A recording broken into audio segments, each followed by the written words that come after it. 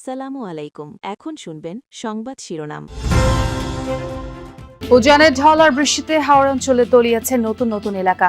উঠতি ফসল হারিয়ে দিশেহারা প্রান্তিক কৃষক। রাজশাহী মেডিকেলে হামের চিকিৎসা খরচ নিয়ে বিপাকে স্বল্প আয়ের মানুষ। ওষুধ ইনজেকশন না পাওয়ায় কিনতে হচ্ছে বাইরে থেকে।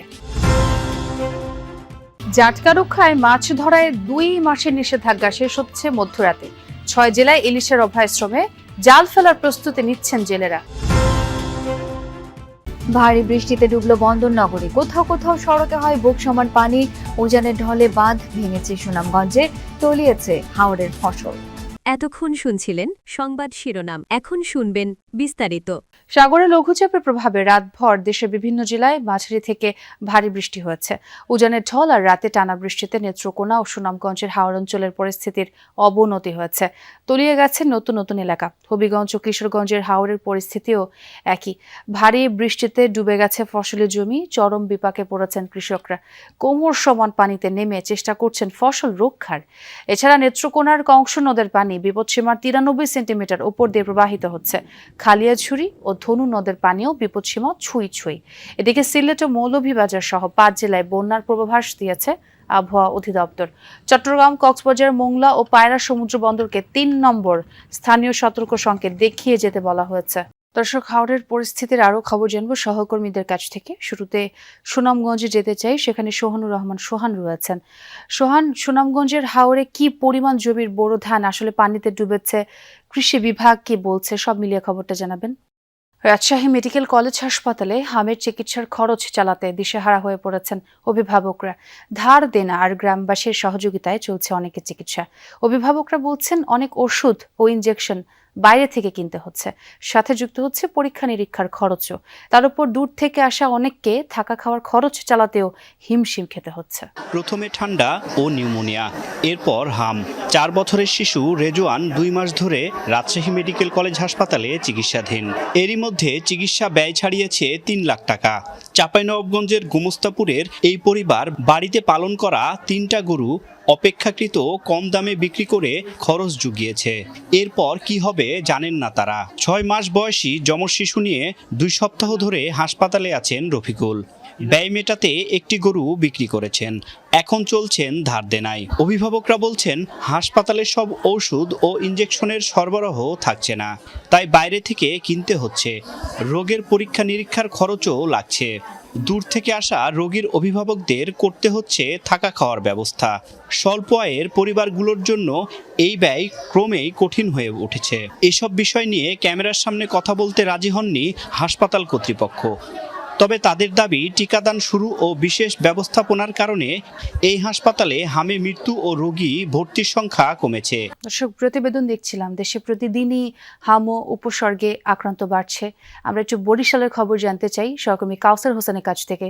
কাউসার যুক্ত আছেন। কাউসার, বরিশালের কি অবস্থা? প্রথমত, কতজন শিশু হাম আর উপসর্গ নিয়ে হাসপাতালে ভর্তি আছেন এবং তারা কি যথাযথ চিকিৎসা সেবা পাচ্ছে কিনা সেটি একটু জানাবেন। বরিশালের যে চিত্র এখন পর্যন্ত আসলে সেই চিত্র উন্নতি হয়নি। প্রতিদিনই প্রায় অর্ধশত রোগী ভর্তি হচ্ছে। আজ গেল 24 ঘন্টায় বরিশাল শেরেবাংলা মেডিকেল কলেজ হাসপাতালেই 39 জন শিশু ভর্তি হয়েছে হামের উপসর্গ নিয়ে। এর মধ্যে গুরুতর অসুস্থ রোগীও রয়েছে এবং এই মুহূর্তে এই হাসপাতালে 24 ঘন্টার হিসেব করলে, অর্থাৎ গতকাল সকাল 8টা থেকে আজ সকাল 8টা পর্যন্ত 161 জন রোগী এই মুহূর্তে চিকিৎসাধীন আছেন এবং সকাল থেকে কিন্তু আরও রোগী ভর্তি হয়েছে, অর্থাৎ রোগীর সংখ্যা আরও বাড়তে পারে। এবং এখানে কিন্তু অনেক রোগী দেখেছি যে একাধিকবারও অসুস্থ হয়েছেন। একটু জানতে চাই যে আপনার শিশুটা আসলে কতদিন যাবত অসুস্থ বা চিকিৎসা দিয়েছেন কিনা। বিষয়টা হলো যে যারা সুস্থ হয়ে বাসায় ফিরছেন তারা কিন্তু আবার 2 মাসের সরকারি নিষেধাজ্ঞা শেষে আগামীকাল থেকে 6 জেলায় ইলিশের অভয়াশ্রমে মাছ ধরার প্রস্তুতি নিচ্ছেন জেলেরা। নদীতে গিয়ে কাঙ্ক্ষিত পরিমাণ মাছ ধরে ধার দেনা পরিশোধ করে আবারও ঘুরে দাঁড়ানোর আশা তাদের। মৎস্য কর্মকর্তারা বলছেন নিষেধাজ্ঞার কারণে এই বছর জাটকার প্রাচুর্যতা বাড়বে। এতে দেশে ইলিশের উৎপাদন উল্লেখযোগ্য হারে বৃদ্ধির সম্ভাবনা রয়েছে। অপেক্ষার পালা শেষ। কেউ জাল বুনতে ব্যস্ত, কেউ আবার ব্যস্ত ট্রলার ও নৌকা মেরামতের কাজে। মাঝিমালাদের হাক ডাকে নদীর তীরবর্তী মৎস্যঘাটগুলো ফিরে পেয়েছে চিরচেনা রূপ। ইলিশ উৎপাদন বৃদ্ধির লক্ষ্যে মার্চ এপ্রিল 2 মাস নদীতে সব ধরনের মাছ ধরা বন্ধ রাখে সরকার। নিষেধাজ্ঞা শেষে পহেলা মে মেঘনা ও তেঁতুলিয়া নদীতে মাছ শিকারের জন্য প্রস্তুতি নিচ্ছেন ভোলার প্রায় 3 লাখ জেলে। নদীতে গিয়ে কাঙ্ক্ষিত মাছ শিকার করে ধার দেনা পরিশোধ করে আবারও ঘুরে দাঁড়ানোর আশা করছেন জেলেরা। তবে ডিজেলের দাম বৃদ্ধির কারণে কিছুটা চিন্তার ভাঁজ তাদের কপালে। চাঁদপুরেও একই চিত্র। জাল নৌকা নিয়ে নদীতে নামতে প্রস্তুত অর্ধলক্ষাধিক জেলে। জেলেপল্লীতে দেখা দিয়েছে উৎসবের আমেজ। মৎস্য কর্মকর্তাদের দাবি, নিষেধাজ্ঞার কারণে এবছর জাটকায় প্রাচুর্যতা বাড়বে। এতে দেশে ইলিশের উৎপাদন বৃদ্ধির সম্ভাবনা রয়েছে 5 লাখ মেট্রিক টন। ভোলা ও চাঁদপুরে মোট নিবন্ধিত জেলের সংখ্যা 2,21,422 জন। সাম্প্রতিক সময়ে ঝড়, শিলাবৃষ্টি আর কালবৈশাখীর তাণ্ডবে 20 ভাগের বেশি হাড়িভাঙা আমের গুটি ঝরে পড়েছে। আটি আসার আগে গুটি ঝরে যাওয়ায় লোকসানের মুখে পড়েছেন নিজস্ব লিজ নেয়া বাগান মালিকরা। ন্যায্য দাম না পেলে চাষিদের ধকল কাটাতে হবে বছর পর বছর। যদিও কৃষি বিভাগ বলছে উৎপাদনে খুব একটা প্রভাব পড়বে না। শিলাবৃষ্টি আর ঝোড়ো হাওয়ায় জিআই পণ্য হাড়িভাঙার কি পরিমাণ ক্ষতি হয়েছে তা স্পষ্ট রংপুরের মিঠাপুকুরের তেকানি গ্রামের চাষি আমদাদ হোসেনের কথায়। তিনি হাড়িভাঙার মাতৃগাছের মালিক নফল উদ্দিন পাইকারের সন্তান। একই অবস্থা পদাগঞ্জ রুকনিগঞ্জ গ্রামের চাষি মিন্টু মিয়ার। তার বাগানে 400 মন ফলনের আশা থাকলেও ঝরে গেছে 100 মনই। মন্ডলপাড়ার চাষি আলামিনেরও একই দশা। তার 70 শতক জমির বাগানের 100 মন আমই ঝরে গেছে। এরই মধ্যে লাখ টাকারও বেশি খরচ হয়েছে তাদের প্রত্যেকের। এদিকে বেশি দুরবস্থা লিজ নেয়া চাষিদের। খোরাগাছের ওয়ার্ড মেম্বার মোমদেল হোসেন 70 লাখ টাকায় 30 একর জমি লিজ নিয়েছেন। এরই মধ্যে 2000 মন আম ঝরে গেছে বলে দাবি তার। আম যে শুধু ঝরেই গেছে তা নয়, শিলাবৃষ্টিতে ফাটা ও দাগ পড়া যেসব আম এখনো গাছে আছে তার পরিমাণও কম নয়। 26 ও 27 এপ্রিলের শিলাবৃষ্টির সাথে ঝড়ো হাওয়ায় হাড়িভাঙার রাজধানী খ্যাত রংপুরের পদাগঞ্জ ও আশেপাশের বিভিন্ন বাগান থেকে ঝরে গেছে টনকে টন আম। এবার দাম বেশি হওয়ার শঙ্কা অনলাইনে সরবরাহকারী উদ্যোক্তাদের। তবে এমন পরিস্থিতিতেও আশার কথা শুনিয়েছে কৃষি বিভাগ। আর আবহাওয়া অফিস বলছে নতুন করে শিলাবৃষ্টির সম্ভাবনা কম।